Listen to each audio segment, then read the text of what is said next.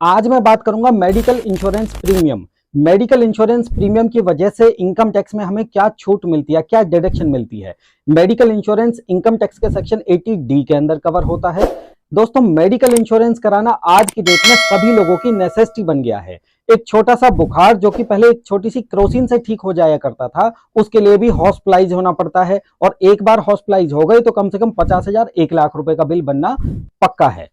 इसलिए मेरी ये राय है कि सभी को मेडिकल इंश्योरेंस कराना चाहिए, लेकिन मेडिकल इंश्योरेंस को कराने से पहले हमें उसके प्रोविजन जानना बहुत जरूरी है। तो आप दोस्तों इस चार्ट के अंदर समझेंगे कि अगर एक असेसी, एक टैक्स पेयर जो कि नॉन सीनियर सिटीजन है, अगर वो अपने और अपनी फैमिली के लिए कोई मेडिकल इंश्योरेंस प्रीमियम पेड करता है तो उसको 25,000 रुपए की डिडक्शन अवेलेबल होगी। लेकिन अगर साथ में उसके पेरेंट्स जो कि नॉन सीनियर सिटीजन है, उनके लिए भी अगर वो मेडिकल इंश्योरेंस पे करता है तो उसके लिए भी 25,000 रुपए की अलग से डिडक्शन अवेलेबल होगी।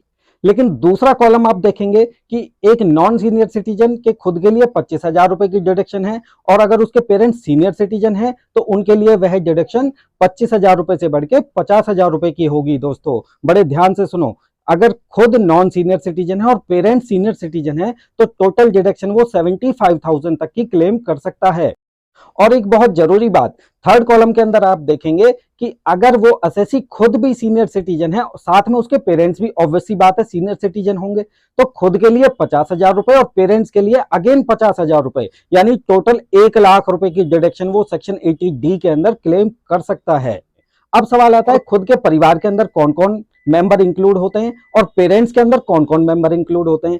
खुद के अंदर, खुद और खुद की फैमिली के अंदर सेल्फ, स्पाउस और अपने डिपेंडेंट बच्चे इंक्लूड होते हैं। जो बच्चे इंडिपेंडेंट होते हैं, मींस कहीं सर्विस करते हैं या कोई इंडिपेंडेंट बिजनेस करते हैं, तो उसका बेनिफिट असेसी को नहीं मिलेगा, क्योंकि वो उसका बेनिफिट खुद अपनी रिटर्न फाइल करते हुए ले लेंगे।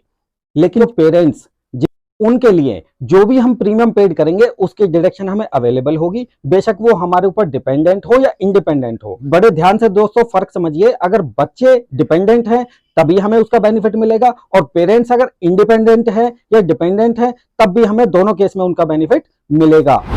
अब मेडिकल इंश्योरेंस से रिलेटेड कुछ और भी खास प्रोविजन है जिनको मैं आपके सामने रखूंगा। मेडिकल इंश्योरेंस सभी के लिए अवेलेबल होता है, बेशक वो इंडिया का रेसिडेंट हो या नॉन रेसिडेंट हो। मींस भारत के बाहर का कोई सिटीजन इंडिया में आकर एक मेडिकल इंश्योरेंस लेता है तो उसके लिए भी यह डिडक्शन अवेलेबल होगी, सब्जेक्ट टू दैट कि वो फॉरेनर अपनी रिटर्न इंडिया में फाइल करे। आजकल एक बहुत अच्छा चलन चला हुआ है, बैंक 2 साल या 3 साल का प्रीमियम एक साथ ले लेते हैं। समझो दोस्तों, ताकि कस्टमर को भी फायदा और बैंक को भी फायदा। बैंक को फायदा कि वो 2 साल 3 साल का प्रीमियम एक साथ आ गया, कस्टमर को फायदा कि बैंक उसके ऊपर कुछ डिस्काउंट उसको दे देता है। तो इस केस के अंदर मान लीजिए मैंने 2 साल का प्रीमियम एक साथ दे दिया और एक ही साल के अंदर दे दिया, तो उसकी डिडक्शन मुझे 2 साल तक कंटिन्यूस मिलेगी। ये इनकम टैक्स का प्रोविजन है। Preventive health checkup, preventive health checkup खुद के लिए और खुद की फैमिली के लिए और पेरेंट्स के लिए, इन सबके लिए कुमुलेटिवली 5,000 रुपए तक का अवेलेबल होता है। 5,000 रुपए से ज्यादा हमें कोई डिडक्शन अवेलेबल नहीं होती। और मेडिकल इंश्योरेंस में जो हमें 25,000 या 50,000 रुपए की लिमिट है, उसके अंदर ये 5,000 रुपए इंक्लूड होता है। इसकी कोई अलग से डिडक्शन हमें नहीं मिलती।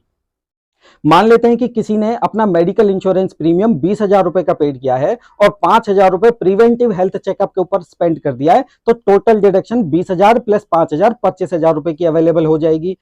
एक बहुत जरूरी और ध्यान देने वाली बात है दोस्तों, बड़े ध्यान से सुनिए, मेरे साथ बने रहिए, कि मेडिकल इंश्योरेंस प्रीमियम का बेनिफिट और डिडक्शन हमें तभी मिलता है जब मेडिकल इंश्योरेंस हमारा बैंक से पेमेंट हो, बैंकिंग चैनल से पेमेंट हो। लेकिन प्रिवेंटिव हेल्थ चेकअप की पेमेंट अगर कैश में भी हमने की हुई है तब भी हमें 5,000 रुपए की डिडक्शन अवेलेबल होगी, जो कि इस मेडिकल इंश्योरेंस प्रीमियम की जो डिडक्शन 25,000 रुपए उसमें इंक्लूड होके होगी। एक बहुत जरूरी बात, बड़े ध्यान से सुनिए, हेल्थ इंश्योरेंस की डिडक्शन हमें तब अवेलेबल होगी जब एक्चुअल में इस हेल्थ इंश्योरेंस की पेमेंट हो चुकी हो।